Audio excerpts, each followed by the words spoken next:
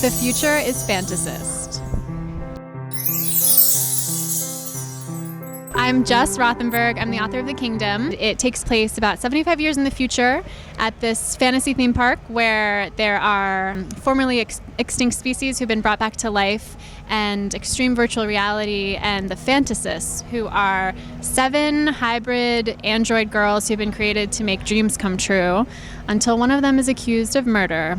Dun, dun, dun. I leave a lot of it to the reader's imagination, but it's 75 years in the future, so we kind of would assume that they're dealing with all the same issues that we're dealing with today, but probably even more extreme, from war and corruption and, climate change. So I think the theme park is sort of an escape from that reality for families to come and live this beautiful, perfect world, which in fact has a lot of corruption going on beneath the surface. They really are a blend of sort of bioengineering and technology, where their skin and hair and sort of their exterior is essentially human. I mean, when we think about what's happening with stem cell research and initiatives and regenerative medicine, it doesn't seem that crazy to think that maybe, in the not too distant future, they could grow sort of human parts in a lab. I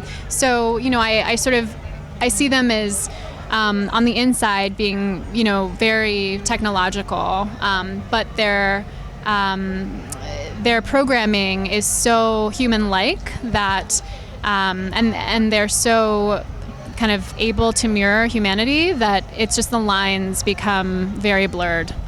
I think it's sort of a mix of nature versus nurture. I think both elements are happening at the same time, and with any technology, there are always surprises, I think, that we don't necessarily foresee.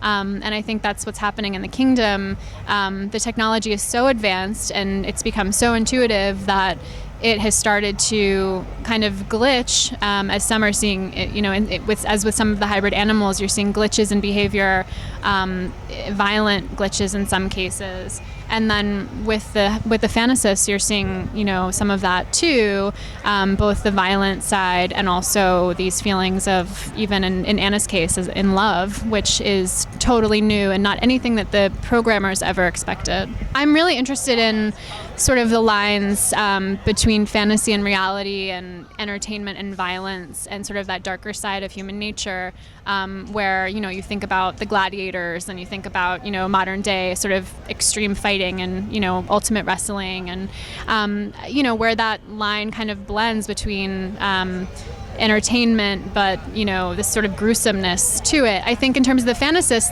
the parents who maybe haven't grown up with the technology are wary of it. They are under the spell like everybody else, but they are sort of, in some cases afraid or wary because they don't necessarily know if they can trust it. Whereas the children are, in the same way that our kids today are growing up with technology like it's nothing, where the rest of us are like, no, but we knew the world before this, So I think there's sort of that, the lines are just blurred, and I think that's sort of the beauty of the park. You can go and experience sort of this beautiful reality, but the darkness beneath it is sort of creeping out, sort of seeping through the cracks. I read an article a few years ago that mentioned that Disney World was interested in branching out into AI a little bit. And I didn't really know what that meant, but suddenly my imagination went wild, and I was like, hold on, what if the princesses, were the ones where the AI was introduced? What might that look like? What might go wrong?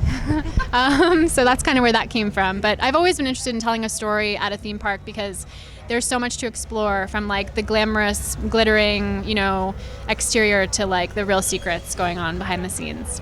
Of course, at the real theme parks, there are, female and male characters, and I thought it could have been an interesting thing to explore. But in the end, I thought, well, the parents are already scared of the fantasists, and the idea of introducing sort of the male version might be too intimidating for some guests. And also, I thought that, I really wanted to explore certain themes in the book about female performance and harmful beauty standards and the commodification of female bodies, and there was already so much for me to dig into that I thought if I added princes to the story, it would kind of be too much for one book. So I kept it simple. Totally. Yeah, I mean, I think it's super creepy and hopefully never happens. But, who's to say? I think that technology is advancing so quickly all around us. That, my son has a tiny pet robot that is adorable and like does tricks and laughs and, makes sad faces when you don't feed it. And, who knows what that might look like in 75 years if it's, the robot looks like a dog. I don't know. You just never know. So we'll see what happens. Well, that's a good question. Actually, initially it was 12. Secret. And I quickly realized that it was too many, was sort of making it hard to get to know, all of them. I wanted each girl to feel unique and special, and I wanted the readers to get to know them in a bigger way. And I thought if I had too many, they became not unique enough from each other. So we pared down, and I'm really glad we did. And each girl represents, 7 different lands sort of around the globe, which I thought kind of gave the park, they're very interested in cultural unity. So that was sort of the choice for the number 7. I think probably Nia is my favorite, just because, I just really felt for her and her fear and, longing to understand. And also, I really love mermaids. But I definitely share some similarities with Anna. I love animals. I would tend to hang out with animals over people most of the time. And, I think in a way we can all relate to the fantasist experience. Well, women can, because, we're all kind of brought up to feel like we have to look a certain way or behave a certain way. And, perfection is a lie. And, I think they're sort of starting to uncover that for themselves as well.